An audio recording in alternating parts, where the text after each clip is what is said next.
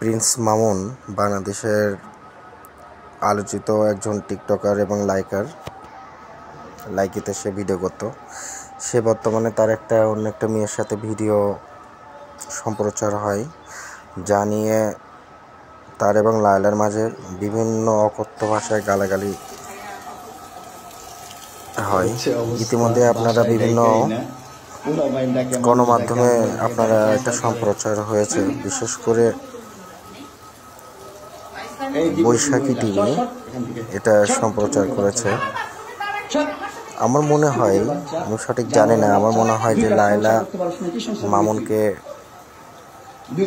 তার টোপে আবার নিয়ে আসছে, তার বাসায় ফোন করে হোক, যেভাবে হোক নিয়ে আসছে শুধু একটাই কারণ, যে অন্য একটা মেয়ের সাথে তার এই ভিডিওটা ভাইরাল হয়েছে এই জন্য। তো লায়লা এখানে যেটা করেছে, আমার মনে হয় যে কোনো না কোনোভাবে এটা খবর নিয়েছে যে মামুনের এরকম একটি ভিডিও প্রচার হয়েছে। এই মামুনকে নিয়ে আসছে কি, এখানে গালাগালিতে শোনা যাচ্ছিল। মামুন বলতেছিল যে তুই একটা 50 বছরের বুড়ি, তোকে একটা খারাপ ভাষায় ইউজ করেছে, যে তোকে এটা করতে হবে, তাহলে তুই আমার মামলা উঠেবি, আমার জীবনটা হেল্প করে দিচ্ছিস।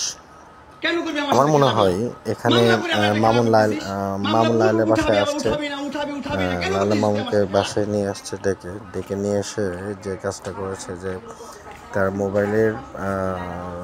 মোবাইল থেকে খুব চতুরতার সহিত এই গোপন ভিডিওটি অন্য একটা মেয়ের সাথে, যে একটা ভিডিও ছিল মামুনের, এটা তার ফোনে আগে পার করে নিয়ে এটা মামুন কোনো না কোনোভাবে বুঝতে পারে, এবং তখনই মামুন এটা লায়লার উপরে চড়াও হয় এবং অকথ্য ভাষায় গালাগালি করে।